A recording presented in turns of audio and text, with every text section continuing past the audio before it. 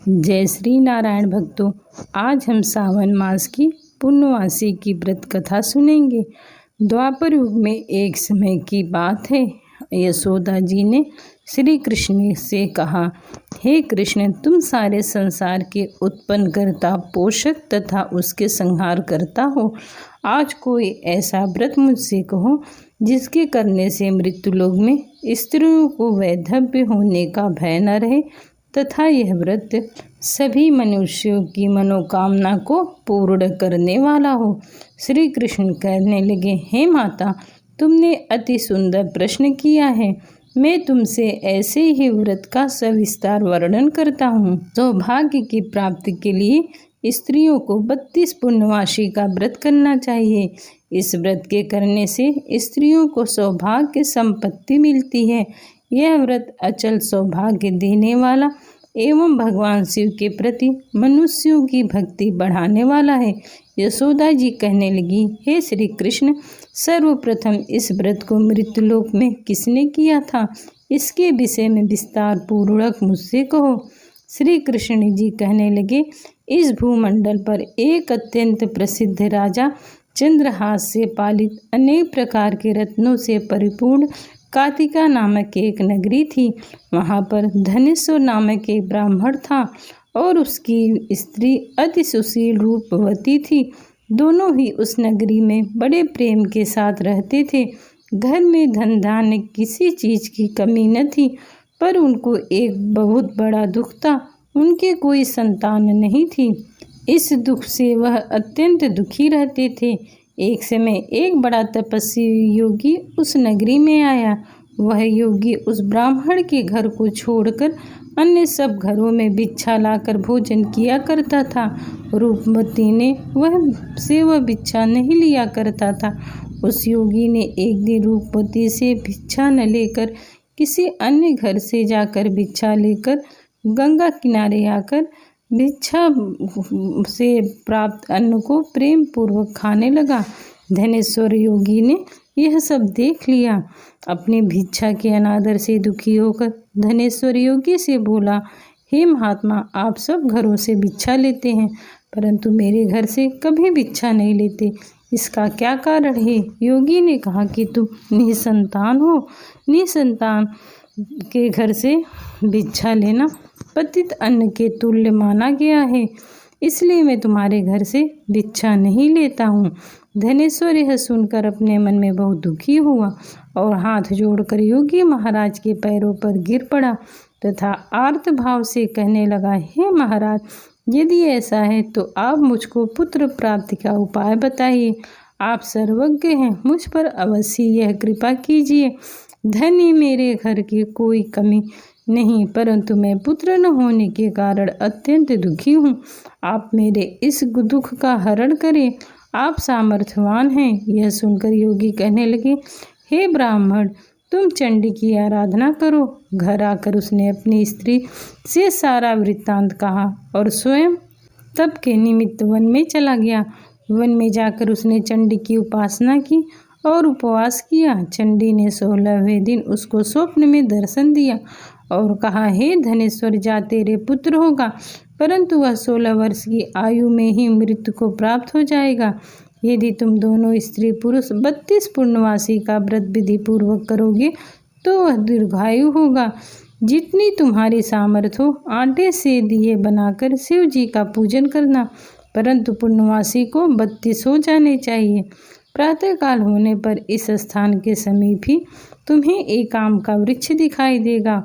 उस पर तुम चढ़कर एक फल शीघ्र तोड़कर चले आना और अपनी स्त्री को दे देना। ऋतु स्थान के पश्चात वह स्वच्छ होकर श्री शंकर जी का ध्यान करके उस फल को खा लेगी।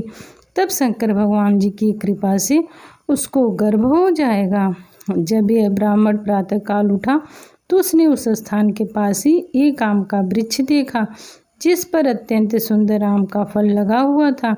उस ब्राह्मण ने उस आम के वृक्ष पर चढ़कर उस फल को तोड़ने का प्रयास किया, परंतु वृक्ष पर कई प्रयत्न करने पर भी वह न चढ़ पाया। तब तो उस ब्राह्मण को बहुत चिंता हुई और विघ्न विनाशक श्री गणेश की वंदना करने लगा।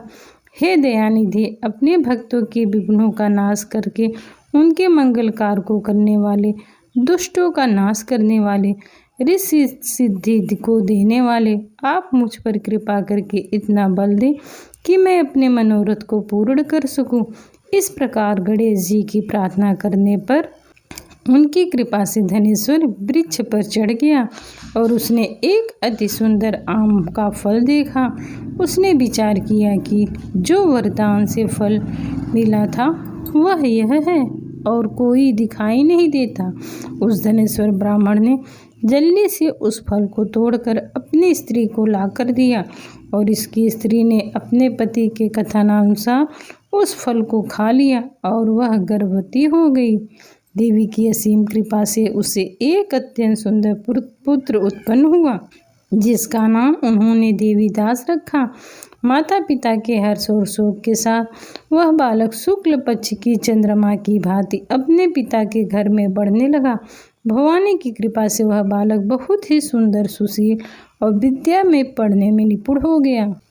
दुर्गा जी की आज्ञानुसार उसकी माता ने 32 पूर्णवासी का व्रत प्रारंभ कर दिया था, जिससे उसका पुत्र की आयु लंबी हो। 16वां वर्ष लगते ही देवीदास के माता पिता को बड़ी चिंता हुई, कहीं उनके पुत्र को इस वर्ष मृत्यु न हो जाए। इसलिए उन्होंने अपने मन में विचार किया कि यह दुर्घटना उनके सामने हुई तो वह कैसे सहन कर सकेंगे। इसलिए उन्होंने देवीदास को मामा को बुलाया और कहा कि हमारी इच्छा है कि देवीदास 1 वर्ष काशी में विद्या अध्ययन के लिए जाए और उसको अकेला मत छोड़ना, तुम भी उसके साथ जाओ। 1 वर्ष के पश्चात तुम मेरे बेटे को लेकर लौट आना। सब प्रबंध करके उसके माता पिता ने काशी जाने के लिए देवीदास को एक घोड़े पर बैठाकर उसके मामा को उसके साथ कर दिया, किंतु यह बात उसके मामा या किसी अन्य से नहीं बताई। धनेश्वर ने सपत्नी अपने पुत्र की मंगल कामना तथा दीर्घायु के लिए भगवती दुर्गा की आराधना और पूर्णमासी व्रत आरंभ कर दिया। इस प्रकार 32 पूर्णमासी व्रत पूरा हुआ। कुछ समय पश्चात एक दिन वह दोनों मामा और भांजे मार्ग में रात्रि बिताने के लिए किसी ग्राम में ठहरे हुए थे। उस दिन उस गांव में एक ब्राह्मण की अत्यंत सुंदर, सुशील, विदुषी और गुणवती कन्या का विवाह होने वाला था। जिस धर्मशाला के अंदर वर और बाराती ठहरे हुए थे, उसी धर्मशाला में देवीदास अपने मामा के साथ ठहरे हुए थे। संयोग उस कन्या को तेल आदि चढ़ाकर मंडप आदि कृत किया गया तो लग्न के समय वर को धनुर्वात हो गया। अस्तु वर के पिता ने अपने कुटुंबियों से परामर्श करके यह निश्चय किया कि देवीदास मेरे पुत्र जैसा ही सुंदर है, मैं इसके साथ ही लग्न करा दूं और बाद में विवाह के अन्य कार्य मेरे लड़के के साथ हो जाएंगे। ऐसा सोचकर देवीदास ने के मामा से जाकर बोला, तुम थोड़ी देर के लिए अपने भांजे को हमें दे दो, जिससे विवाह के लग्न का सब कृत सुचारू रूप से हो सके। तब उसके मामा कहने लगे कि जो कुछ मधुपर्क आदि कन्या दान के समय सामान मिलेगा वह सब हमें दे दिया जाए, तो मेरा भांजा इस बारात का दूल्हा बन जाएगा। यह बात वर के पिता ने स्वीकार कर ली। उसने अपने भांजे को वर बनने के लिए भेजा। उसके साथ विवाह का रात्रि में विधिवत संपन्न हो गया। पत्नी के साथ वह भोजन न कर सका और अपने मन ही मन सोचने लगा कि यह किसी की स्त्री होगी। वह एकांत में इस सोच में गर्म निश्वास छोड़ने लगा। आंखों में आंसू भर आए। तब वधू ने पूछा, क्या बात है, आप इतने उदास और दुखी क्यों हो? तब उसने सब बातें जो वर के पिता और उसके मामा के बीच हुई थी बतला दी। तब वह कन्या कहने लगी कि यह ब्रह्म विवाह के विपरीत कैसे हो सकता है। देव, ब्राह्मण और अग्नि के सामने मैं आपको अपना पति बनाया है, इसलिए आप ही मेरे पति हैं और मैं ही आपकी पत्नी रहूंगी, किसी अन्य की कदापि नहीं। तब देवीदास ने कहा, ऐसा मत करिए, क्योंकि मेरी आयु बहुत थोड़ी है। मेरे पश्चात आपकी क्या गति होगी, इन बातों को अच्छी तरह विचार कर लो। परंतु वह दृढ़ पूर्वक विचार करके बोली कि मैं आपकी गति जो होगी वही मेरी भी गति होगी। श्याम मुनि, आप उठिए और भोजन करिए, आप निश्चय ही भूखे होंगे। उसके बाद देवीदास और उसकी पत्नी दोनों ने भोजन किया तथा शेष रात्रि वे सोते रहे। प्रातःकाल देवीदास ने अपनी पत्नी को 3 नगों से जड़ी अंगूठी दी और एक रुमाल दी और कहा, हे प्रिय, इसे ले लो, इसे संकेत समझकर स्थिरचित्त हो जाओ। मेरा मरण और जीवन जानने के लिए एक पुष्प वाटिका बना लो, उसमें सुगंधित वाली एक 9 पल्लिका लगा दो, उसको प्रतिदिन जल से सींचना और आनंद के साथ खेलो कूदो तथा उत्सव मनाओ। जिस समय और जिस दिन मेरा प्राणांत होगा ये फूल सूख जाएंगे और जब ये हरे भरे हो जाएंगे तो जान लेना मैं जीवित हूँ। यह बात निश्चय करके समझ लेना, इसमें कोई संशय नहीं। यह समझाकर देवीदास अपने मामा के साथ काशी पढ़ने चला गया। प्रातःकाल होते ही वहाँ गाजे बाजे बजने लगे। जिस समय विवाह के कार्य समाप्त करने के लिए वर तथा सब बाराती मंडप में आए तो कन्या ने वर को भली प्रथा से देखकर अपने पिता से कहा, यह मेरा पति नहीं है, मेरा पति वही है जिसके साथ मेरा प्राणी ग्रहण हुआ था, इसके साथ मेरा विवाह नहीं हुआ है। यदि यह वही है तो बताए मैंने इसको क्या दिया। मधुपर्क और कन्यादान के समय जो मैंने भूषण आदि दिए थे उन्हें दिखाए तथा रात में जो मैंने गुप्त बातें कही थी वह सब सुनाए। पिता ने उसके कथनानुसार वर को बुलाया। कन्या की यह सब बातें सुनकर वह कहने लगा, मैं कुछ नहीं जानता। इसके पश्चात लज्जित होकर वह अपना सा मुँह लेकर सब बारातियों सहित अपने घर को लौट आया। भगवान श्री कृष्ण बोले, हे माता, इस प्रकार देवीदास काशी विद्याधन के लिए चला गया। जब कुछ समय बीता तो काल से प्रेरित होकर एक सर्वरात्रि के समय उसको डसने के लिए वहाँ आया। उस बिस्तर के प्रभाव से उसके शयन स्थान चारों ओर से विष की ज्वाला विषैला हो गया, परंतु व्रतराज के प्रभाव से उसको काटने न पाया, क्योंकि पहले ही उसकी माता ने 32 पूर्णमासी का व्रत रखा था।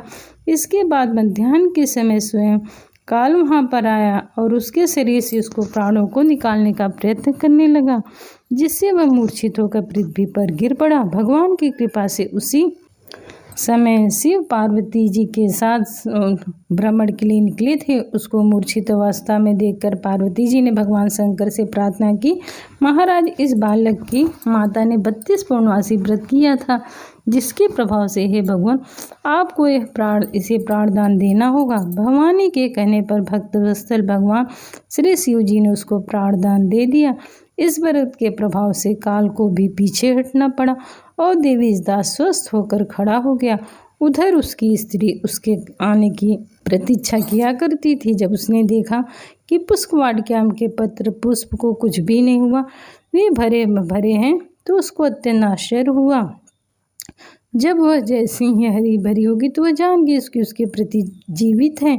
यह देखकर वह बहुत प्रसन्न होकर अपने पिता से कहने लगी, पिताजी, मेरे पति जीवित हैं, आप उनको ढूंढिए। जब 16 वर्ष व्यतीत हो गया तब देवीदास जी अपने मामा के साथ काशी के लिए चल दिए। इधर उसे ससुर ढूंढने के लिए अपने घर से जाने ही वाले थे कि दोनों मामा भांजे वहाँ आ गए। उनको आया देखकर उसका ससुर बहुत प्रसन्न हुआ और अपने घर ले आया। उस समय नगर के निवासी भी वहाँ इकट्ठे हो गए और सबने निश्चय किया अवश्य इसी बालक के साथ इस कन्या का विवाह हुआ था। उस बालक को जब कन्या ने देखा तो पहचान लिया और कहा कि यह वही है संकेत करके गया था। तदुपरांत सभी कहने लगे, भला हुआ कि आ गया। सब नगरवासी आनंद मनाने लगे। कुछ दिन बाद देवीदास अपनी पत्नी और मामा के साथ अपने ससुर के घर से बहुत सारी उपहार आदि लेकर अपने घर को प्रस्थान किया। जब वह अपने गांव के निकट आया तो कई लोगों ने उसे देखकर उसके माता पिता को जाकर यह खबर दे दी, तुम्हारा पुत्र देवीदास अपनी पत्नी और मामा के सहित आ रहा है। ऐसा समाचार सुनकर पहले तो उसके माता पिता को विश्वास नहीं हुआ, किंतु जब लोगों ने आकर सारी बात बताई तो उन्हें बहुत आश्चर्य हुआ। उनके माता पिता अपने पुत्र और वधू को लेने के लिए नगर के बाहर आ गए। माता पिता ने अपने पुत्र और वधू को हृदय से लगाया। दोनों की आंखों में प्रेमाश्रु झलक गए। पुत्र और पुत्रवधी के आने की खुशी में धनेश्वर ने बहुत बड़ा उत्सव किया, ब्राह्मणों को दक्षिणा दी और सभी प्रसन्न होकर अपने अपने घर को गए। श्री कृष्ण जी कहने लगे, इस प्रकार धनेश्वर 32 पूर्णमासी के व्रत के प्रभाव से पुत्रवान हो गया। जो स्त्रियां इस व्रत को करती हैं वे जन्म जन्मांतर वैधव्य दुख को नहीं भोगती और सदा सौभाग्यवती रहती हैं। यह मेरा वचन है, इसमें कोई संदेह नहीं है। यह व्रत पुत्र पौत्रों को देने वाला तथा संपूर्ण मनोकामनाओं को पूर्ण करने वाला है। 32 पूर्णमासी के व्रत करने से भगवान शिव जी अपने भक्तों की सभी मनोकामना पूर्ण करते हैं। हर हर महादेव।